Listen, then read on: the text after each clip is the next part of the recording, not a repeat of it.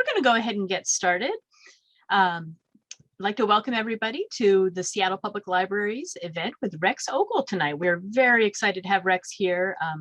For those of you who have had a chance to read his books, they are incredibly powerful, very moving, and just incredibly vulnerable and honest to look at someone's own life.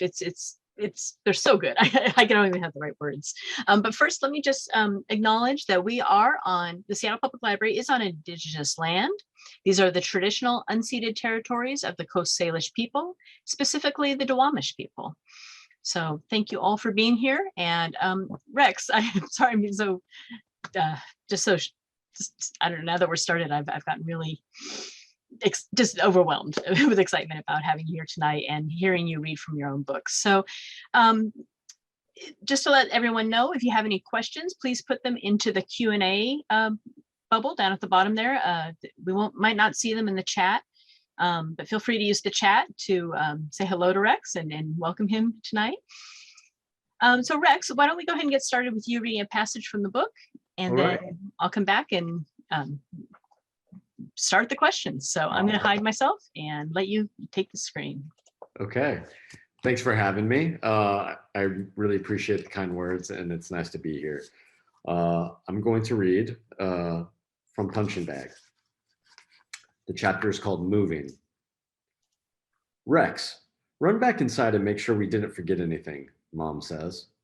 I say, we didn't. Just do it. The edge of her voice is sharp as a knife. Mom goes back to arguing with Sam about who's going to drive to our new place. If I were old enough to drive, I'd take my little brother and drive away. I'd never look back. Walking up to our old apartment, I freeze on the last stair. I always do that. It's like this step where I take a sec to catch my breath before I go inside, before I face Mom and Sam in whatever mood they're in. The breezeway is all gray, peeling paint, spider webs, the smell of must and mold. The area feels tight, claustrophobic, like a dark cave leading to a darker place. I never liked living here. Stepping inside, I realize it's for the last time. 2 years in this apartment. Now it's empty, like a place from a dream, like I know it, but I don't. But I do know it, all of it. I can't forget the things that have happened here. In the living room, there's a crater where you can see the apartment's insides, drywall and wood beams. Folks who come over always asked, is that a rug on the wall? They didn't know that the rug covered up a hole the size of my mom's body, from where she'd been thrown into the wall like an asteroid into the moon. The kitchen cabinets are bare except an army of ants searching for leftovers. Pressed into the dining area carpet is a big X from the table legs. Tiny bits of broken brown and emerald glass are tucked, hidden away in the corners and carpet seams. When they catch the light just so, they remind me of pirate jewels, instead of shards from broken beer bottles thrown during fights. The hall is empty, but it was always empty, except for 4 scratches on either side, from when Mom clawed to stop herself as Sam dragged her by one leg into their bedroom to continue a fight behind a closed door. I can still remember the screams. We all shared one bathroom. It's empty now, except stray hairs and soap crud. Mom and Sam's bedroom is empty too, as though no soul ever slept there. My bedroom shows no signs of furniture because I didn't have any. My sleeping bag was in the corner, but I traced my fingers along the walls over hundreds of tiny pockmarks, from where I tacked up sheets to make forts for me and my little brother Ford, to hide in, as if linens and fantasy could protect us from the bad stuff. 2 years we called this space home. Tomorrow, the maintenance man will come to patch the holes and tighten the pipes. Cleaners will clean the carpet, and a maid will scrub out the stains left behind on the linoleum floors. Painters will roll over the wall with a wet coat of fresh paint. Then, next week, a new family will move in to make new memories. I really hope that their memories of this place will be better than mine.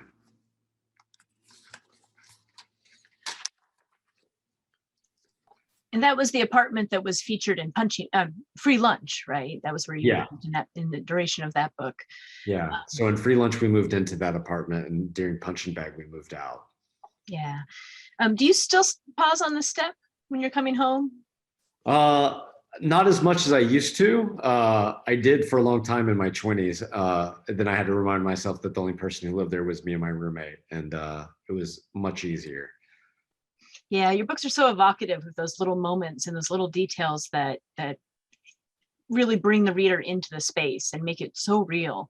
I mean, obviously it is real, it is your own life, but to share that with people, I really admire that gift you've given readers with your honesty and vulnerability. I think it takes so much strength to be that open and brave. Was there a specific incident or encouragement that made you decide you wanted to share your story with kids? Well, I always wanted to be a writer, and I spent my teens and my 20s writing. I don't think anything I wrote was very good. I was learning to write. I was a big reader, and I loved to read because for me, reading was an escape. Writing was very difficult for me. It didn't come naturally, but it's something I worked really, really hard at. So I wrote and I wrote and I wrote, and I submitted my books to agents and editors, and I always got rejected. And at first it was really devastating, but eventually I wore the rejections like badge of honors. Like I just needed to put myself out there. And after years and years, I started asking, like, what am I doing wrong? Like I'm getting rejected left and right. And they said, like, you're really good at plot, you're really good at dialogue, you're really good at action, but what's missing is heart. We want to see you in these stories. They're like, have you ever tried writing about yourself? And I was like, absolutely not. Like I journaled my whole life, but I would never share those with anybody. But I kept hearing that I needed to bear myself a little bit. So I wrote Free Lunch as kind of an exercise. And it was very difficult to go back and relive those traumatic memories as I wrote Free Lunch. But as I wrote Free Lunch, I also realized that I had more than one story in me. And as I was writing it, I knew that there would be a sequel or there would be a follow-up to it. And that's where Punching Bag comes from. So, what if you for kids and adults, anybody out there who wants to write but just gets so frustrated with what comes out? You said you spent years trying to get to that point where something would be published. How do you get if kids are feeling discouraged? How do you encourage them to keep writing? It's one of those things where I tell people it's like marathon running. You don't just wake up one morning and say, I'm going to run a marathon and then go out there and do it. And if you can do it, that's amazing. I'm certainly not that person. But I think that writing is very much similar to that. Pretty much anything you want to do, whether you're a painter or a basketball player or a video game person, like you have to practice, you have to put in the hours, you have to really work at it. It's not something that's going to come naturally unless you're like a genius, in which case that's awesome. Like, good for you. But for most of us, that's not the case. We really have to work really hard. So you have to put in the hours, number one. And number two, you have to get used to people saying no. And that doesn't mean that anything's wrong with your work. In fact, you can't take it personally, because at the end of the day, like, you don't know why the other person's saying no. It could be that they didn't read it. They didn't read the whole thing. It could be that they're having a bad day. It could be that they already read something just like it, and so they can't also go with another project that's so similar. There could be 1,000 reasons why someone says no, and they're not always going to tell you why. So don't take it personally. Just keep working at it, keep trying, and good luck. So you also mentioned that you were a big reader growing up. Were there any books that were particularly inspiring to you that you really held close as you were growing up? I mean, a lot of books. My first books were the Dr. Seuss collection. I absolutely love those books. And they were so fun and so colorful. And in stark contrast to that, Where the Wild Things Are by Murray Sendak was a huge favorite of mine. And I only learned when I was much older, as a young adult, that he's had a lot of abuse in his childhood. And maybe that's why that book resonated so much with me. Another favorite of mine was Alice in Wonderland and Through the Looking Glass. And I mentioned that because Alice in Wonderland, like, I saw the movie, and then when I saw the book, I was like, oh my gosh, I want to read the book because I really like the Disney movie. And the book was so much more rich, and it was so much more intense. And even better was that Through the Looking Glass was this whole other chapter that was whole other part two of the book that was much darker and much heavier. And then from there, I graduated onto Hardy Boys and Nancy Drew books. And then from there, I was reading R.L. Stine, Fear Street, Christopher Pike. And then I made my way to Stephen King. And I was reading Stephen King in middle school, which was definitely above my age range. But you know what? I couldn't put down books. I loved the escape. I love scary things. I like things that made me think. So yeah, I mean, there were so many good books. Yeah, I could spend all day. I could spend an entire hour talking about books. I could spend a year talking about books. Yeah, I've seen that jump from Fear Street to Stephen King. Like, feels like there should be more in between there, but a lot of kids do that. So, Yeah. Let's see here. I'm going to go back into your book here for a minute. There was a scene that really hit me, and it was, sorry, no pun intended. Gosh, that's terrible. Sorry. But early on in the book, you described the peace that you had after school between the time your mom left for work and your stepdad returned home. And I love this quote, like a Texas town between tornadoes, or a tomb, but in a good way, like an Egyptian one, with mummies and gold and adventure waiting for a hero. So who was the hero here? Were you the hero, or were you waiting for a hero? You know, I always wanted to be the hero. Like when I would watch like Indiana Jones and the Temple of Doom, you know, I wanted to be Indiana Jones. When I watched Star Wars, I wanted to be Luke Skywalker. I always viewed myself as the hero. Maybe not so much in my own life, but in the fantasies in my head. Because even back then, like, you know, I was reading a lot, but I was also imagining a lot of putting myself in these adventures. You know, I read a lot of X-Men comic books. And for me, like, I would imagine if I was a mutant, if I had superpowers, if I was a superhero. And so for me, fantasy was definitely a means of escape. So while I viewed myself as a hero in my mind, I didn't really view myself as a hero in real life. That was very different. And yeah, I don't know how I thought of myself other than, I guess I didn't want to think of myself as a victim, but I definitely thought of myself as someone going through a lot of things. Um, and sometimes that made me feel invisible, whether that was because I was hiding myself at school or if that was because I wanted to be invisible, because then, you know, maybe the violence wouldn't happen. Uh, yeah. Yeah, it was a very strange duality between being a hero and wanting to be invisible. Yeah, I can hear that. I know we have some teachers and librarians in our audience tonight. Do you have advice for people who work with youth and want to help kids who they suspect may be victims of abuse? I mean, the first thing is, you know, if they come to you, listen, you know, because sometimes that's the most powerful thing. They just need someone to talk to. I know for me, you know, it was a different world 30 years ago. I didn't know that I could talk to adults about the things I was going through. I definitely think a few of my teachers suspected, you know, one even pulled me aside one time and asked, you know, if things were bad at home. And I said, yes, but there's nothing you can do. And I think she called Child Protective Services because they showed up within a week. But I mean, the thing is like I was in Texas and it was 30 years ago, and I mean, they didn't take us away. They asked my mom some questions, and then she unleashed on me later. Yeah. But nowadays, I think we're living in a different world. I think that, you know, kids can talk to people, or they can at least get on the internet and find the resources. And there's so many resources out there now. But my advice for teachers, I guess, is just be a little extra kind to them, because if they're showing up with holes in their shirt or they look like they're bruised, or, you know, it may not be that they're being bullied at school. It may be that they're being bullied at home, which is a whole other set of problems. I mean, either way, it's not good. But I know for me, there were a lot of teachers who were lenient, because sometimes I'd flunk a test because I wasn't able to study the night before because my parents were fighting all night. Yeah. But I did go to those teachers and say, hey, can I have extra credit? Is there anything I can do to make up for the test? And a lot of the teachers were very lenient. So that helped a lot. Yeah.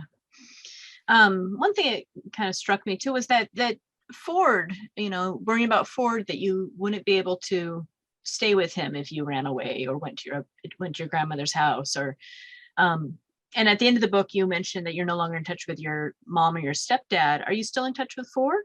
Yeah, I actually just talked to him about an hour ago. Me and him are super, super tight. So I had to change everyone's names in the book legally. His real name is Shelby. He was named after the Shelby Ford Mustang, thus calling him Ford in the books. But he's amazing. Like, we are super tight. We talk several times a week. He's about to have a baby, his first baby. So I'm about to be an uncle, and I'm super excited. I have nieces and nephews, but this will be my first one by blood relation. And it's just, he's great. He's so smart. He's an RN in the COVID ward down in Fort Worth, Texas.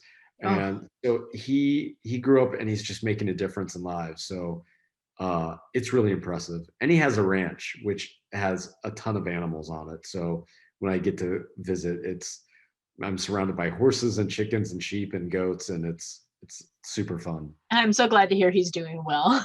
That was Yeah, definitely something that, yeah, something that you wonder at the end of the book how he's doing. So good, yeah. good. Okay. I think, gosh, we're going so fast. I've already run out of my questions. Let me see if our audience has any questions we can add to that too. You asked me earlier if how I'd written so many different licensed books and media Oh yeah. tie-ins. So yeah, I guess one thing that I love to tell kids about is like my history, which is basically like I grew up on comic books, I grew up on books. You know, pop culture was something I loved. I loved MTV, I love music videos, I love video games. So as an adult, I knew I wanted to be a writer, but I didn't want to be a starving artist. So I was like, I need a job. I need some kind of job. Um, and I waited tables, put myself through college, and when college was done, I ended up following one of my best friends up to New York City. And his parents were really well to do. And they said, like, get an internship in the field that you want to be in. So I got an internship at Marvel Comics, which was amazing because I grew up on XMen and I loved it. And of course, everyone knows what Marvel is now. But back then, it was a much nerdier thing Yeah. to want to work for comic books. But from there, I went and I worked at DC Comics. I became an editor on Superman, Batman, Wonder Woman, Justice League, Teen Titans. That was an amazing dream job. And then from there, I went to Scholastic, which everyone knows Scholastic for clubs and fairs, which, were some of my favorite memories from my childhood was going to the Scholastic clubs and fairs and getting books. Um, but over there, I was working on Star Wars and Lego and Power Rangers. And so basically, I segued into making this life where I was working on all my favorite properties. So while I was there, I was editing books, but I was also writing a lot of books. And I got to write for Star Wars, Lego, um, Buffy the Vampire Slayer. I mean, the list went on and on. So I wrote a lot of books under pen names for these just amazing properties. And I got to go visit Lego in Denmark, which was a very, very wild experience because I grew up loving Lego. My abuela would always buy them for me because they were pretty expensive. They still are. But yeah, And is she still around? yes, my abuela is still around. She lives in Abilene, Texas. Unfortunately, she has dementia now. Oh, So she was doing really well up until COVID, and then she got COVID. oh. And so she's having a rough year. And it's very unfortunate because she's always been a rock in my life, very much an anchor. So to see her diminished in that way is devastating. But I go and visit her. I try to go once every other month, and she still knows who I am, and she calls me her funny guy Aw. because I crack a lot of jokes around her. Yeah, she sounds just wonderful in the books. I'm glad that you ended up being able to live with her part of the time too there. Yeah, well, my next book is actually called Sobre Mi Abuela, all about my grandmother, and I'm very excited for that. It's written in free verse, and it's just me, because when I found out she had dementia and she started to forget things, I wanted to capture things for her. So I started writing down every memory that I had of the two of us together and how she impacted me. And yeah, so it's in free verse, so it's much easier to read. It's much quicker. And I wrote them for her, and yeah, I'm very excited to share that with people because I really hope that people love their grandmothers and Oh, that. it sounds beautiful. What age is that aimed at, or is it That's just gonna be middle grade. middle grade? Oh, great. Yeah.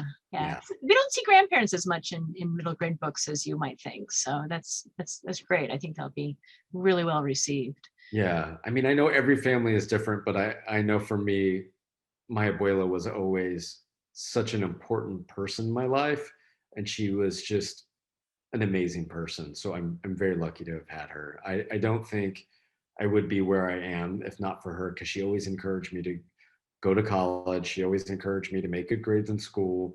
Um, She actually told me one time she knew what was going on, and she always told me, I wish I could take you away. I wish I could adopt you. And I said one time, I was like, I just want to run away. And she's like, well, if you ever run away to a library. And I did many times during the day, run away to the library and just lose myself in books. And it kept me out of a lot of trouble. Yeah, I remember when I was first a librarian, I would worry a lot about the kids who were at the library during the day. Like, why aren't they in school? Why aren't they there? And I really realized pretty quick that they were there because they needed a place to be, and questioning why they were there was not helpful.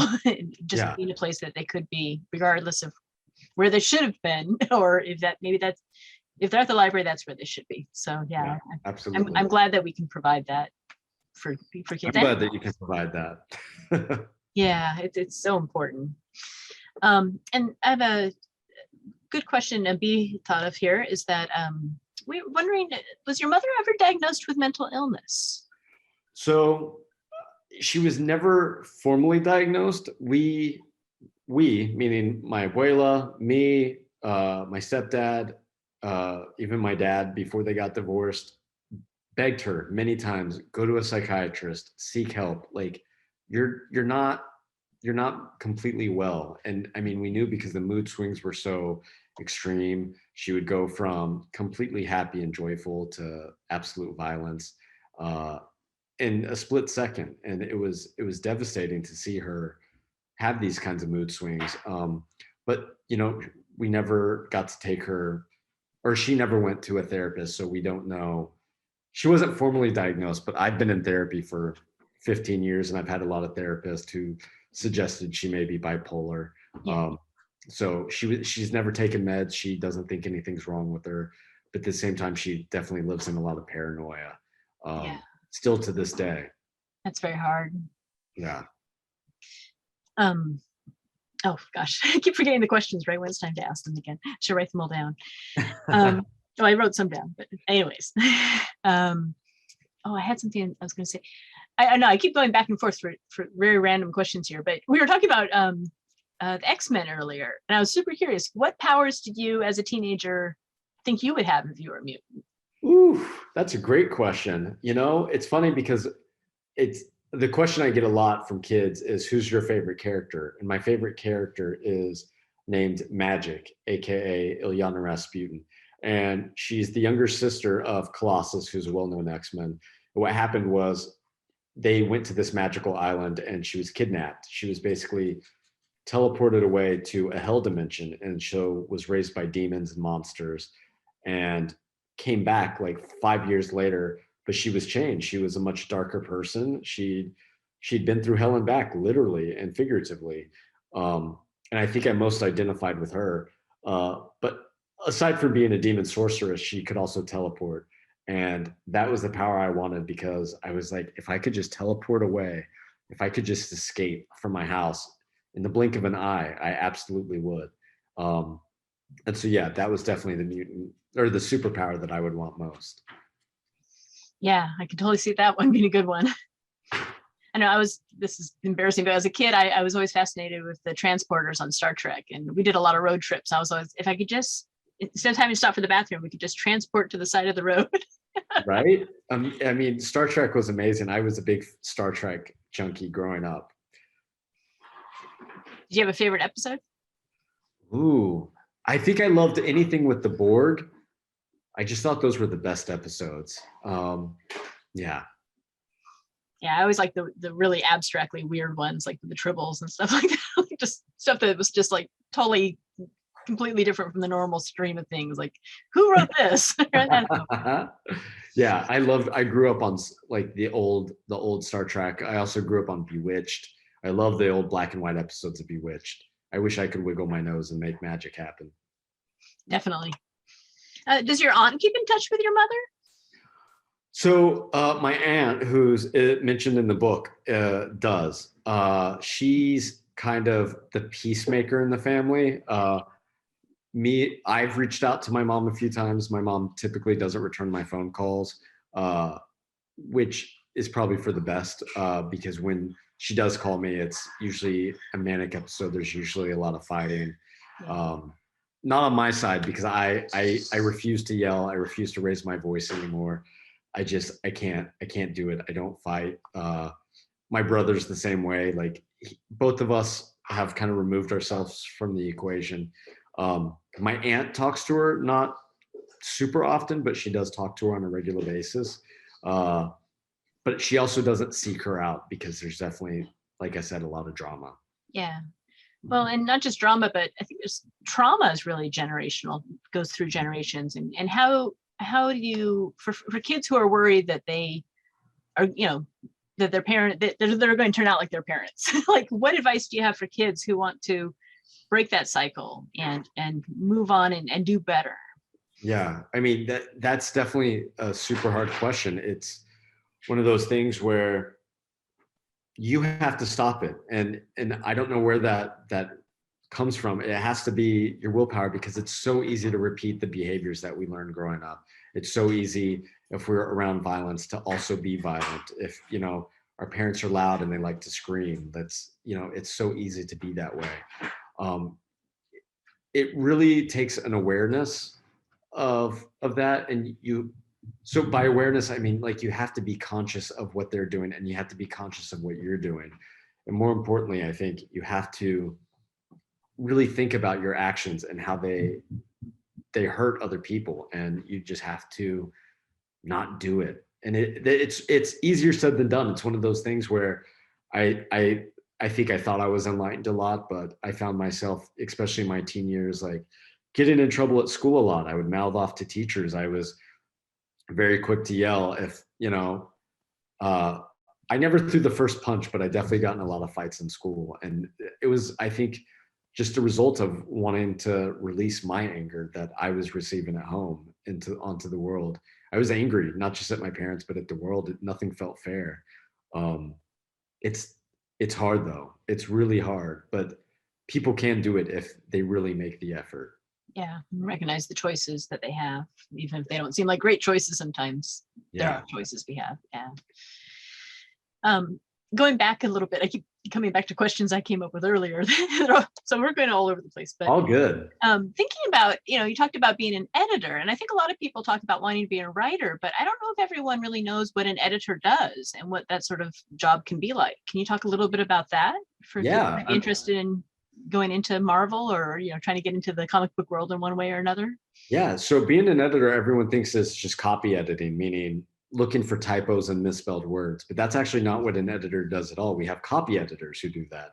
What an editor does is they come up with ideas that will be made into books, or they read other people's submissions. People will submit books to them. So they're basically like they are the champions of books. They're the ones who receive. So to get published, basically, you write a book, you give it to an agent, and then the agent sends it out to a bunch of editors at different publishing houses.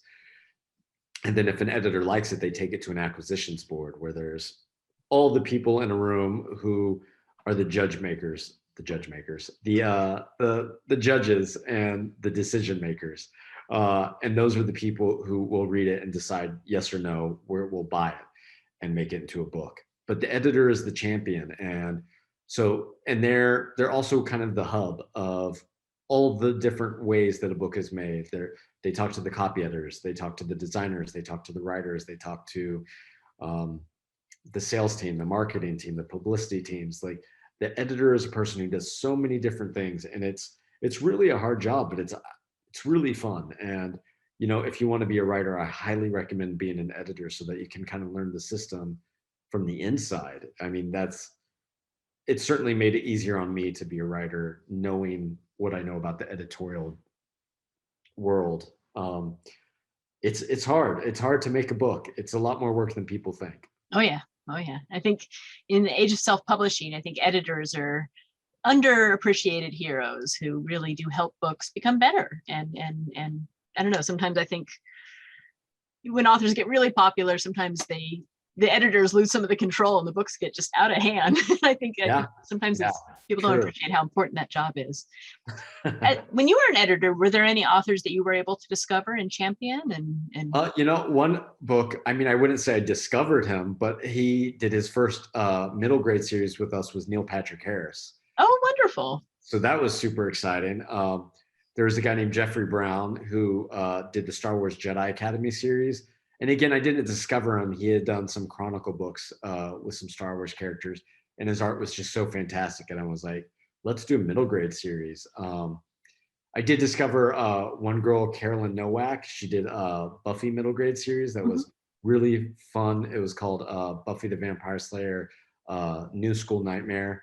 And yeah, so I did a lot of books that were hybrids. They weren't fully prose, but they weren't full graphic novels, but they were somewhere in the middle, like Diary of a Wimpy Kid. Oh, yeah, yeah. So lots of black and white illustrations, like stories told through text messages, flyers, emails, basically found artifacts from the stories. And those were really, really fun to make. So here's something. It sounds like a lot of like Buffy stuff would have been written, like kids start out as doing fan writing.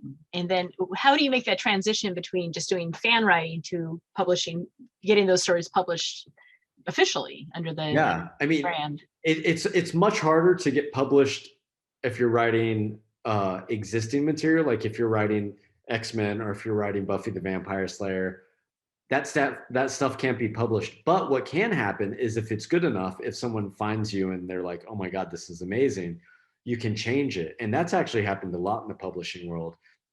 It's like where someone writes Twilight fan fiction and they turn it into something else. Or I believe there was someone who wrote One Direction fan fiction and turned it into a YA novel series. Oh, nice. About falling in love with the rock star.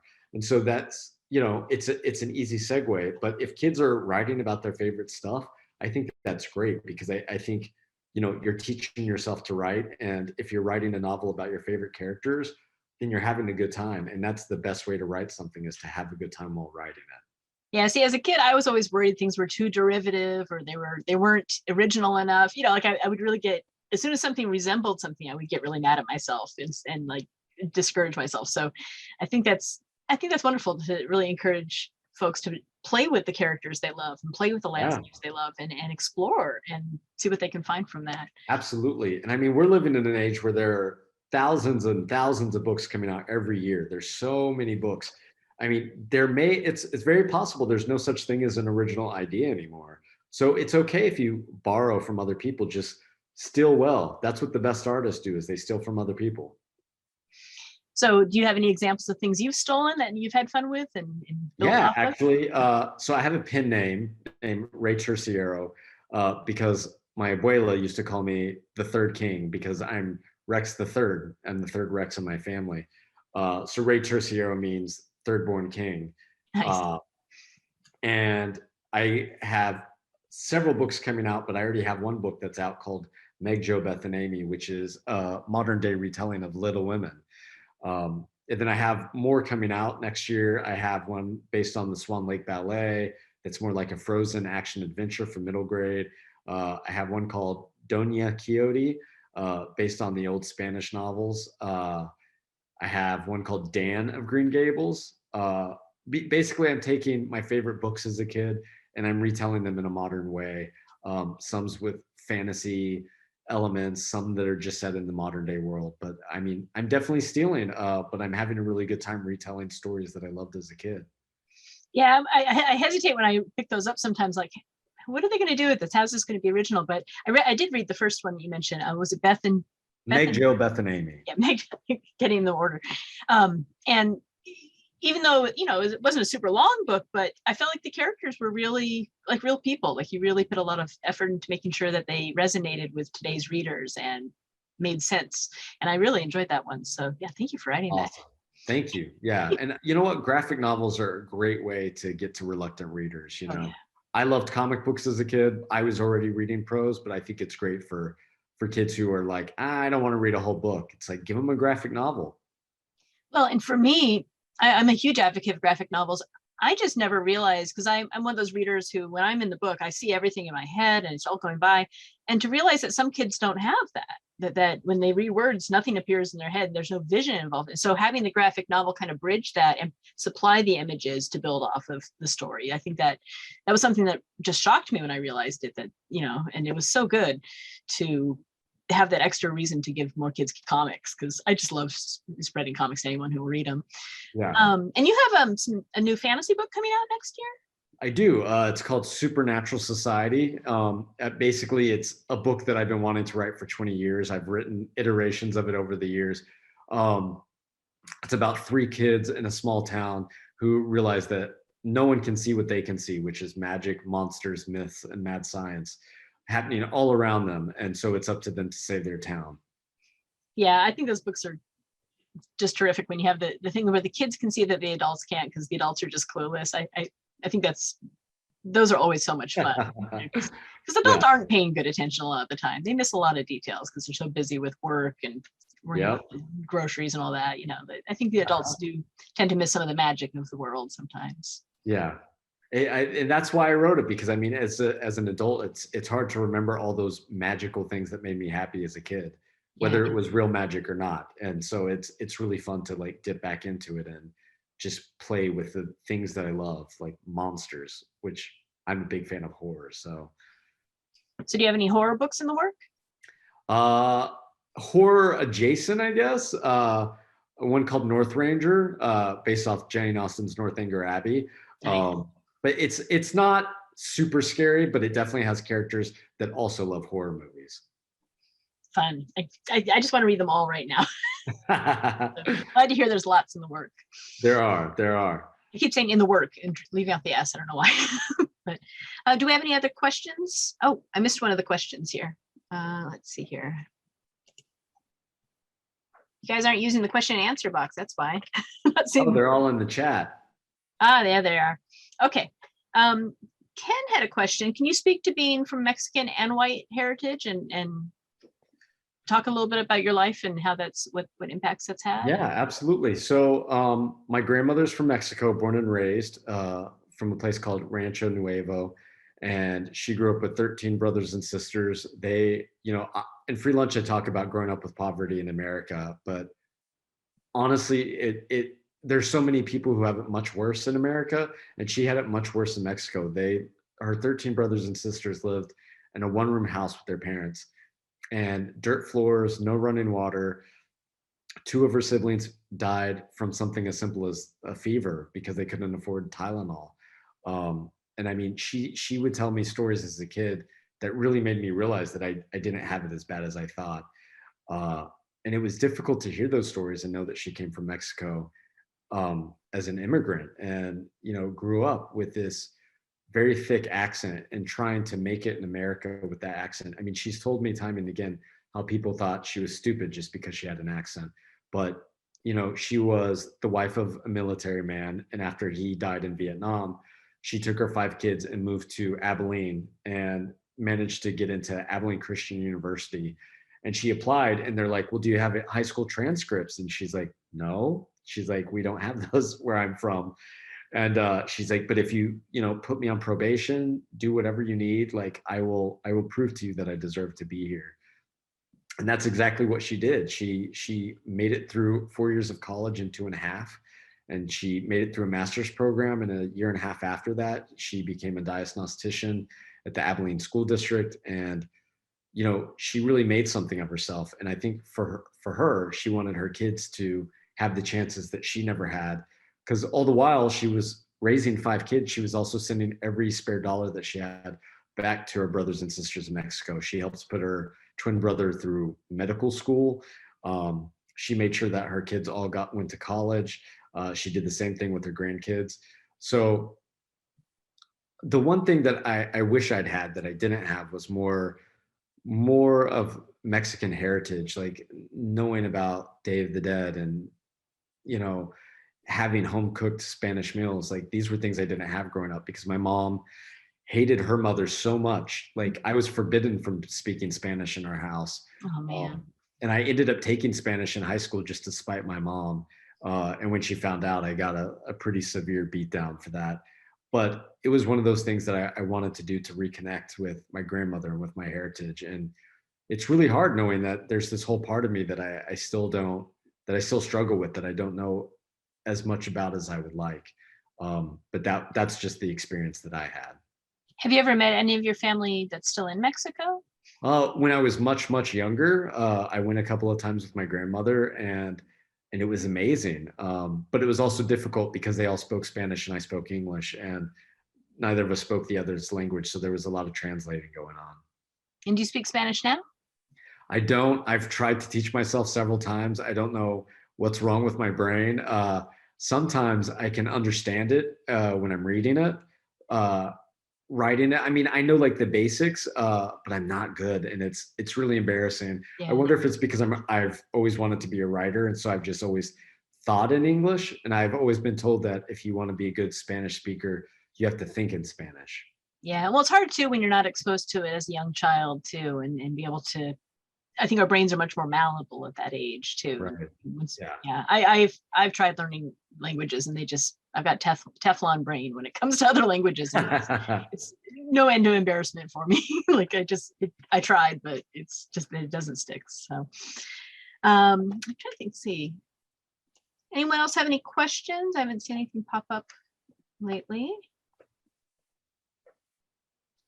You guys are awfully quiet. So I thought of a question I was thinking about just randomly was, have you ever collaborated with another author to write a book? I have not yet. It's something that I'd be open to. Oh, I take that back. I'm writing a comic book with one of my friends, and this is my first time collaborating, and it's actually really fun. I think a comic book is very different from a prose book. I don't know how that would work, but he and I are having a good time. We're basically just going back and forth. I have an idea, he has an idea. We put the ideas together. Yeah, it's a good time. It's more like play like that when you're at that back and Exactly. forth going. Yeah. Yeah. So you didn't illustrate your graphic novel though, right? The previous one Oh, you I did? can't. I cannot draw to save my life. That would be a very unattractive graphic novel. So I write the scripts and leave the art to the professionals. So do you generally write, so for that one, for example, did you do the full script and then your publisher found someone to illustrate it, or did you work with the illustrator as you worked on the book? No, so basically for all my graphic novels, I write the script, and then the editors go out and they find the artist. Got it. Except for on one project. On one project, I found an artist who I just loved, and I was like, we have to make a book together. And so he and I came up with the pitch, and then went to a publisher together. And so yeah, that book's coming out a very long time from now. I think it's 2024, 2025, because it takes the artist a while to draw the book. So Yeah. yeah. So you've done all kinds of projects. Is there this type of writing that you haven't done yet that you're hoping to do someday or that you aspire to? Ooh, that's a good question. Because yeah, I have prose, I have free verse, and I have graphic novels. You know, one day I want to do adult books. I love playing in the kid space, but I definitely have a few adult books in me that I'd love to write one day. And definitely a lot of young adult novels, which I've done a lot of middle grade, but I haven't. I used to write a lot of young adult like fantasy novels. I want to get back to doing that at one point.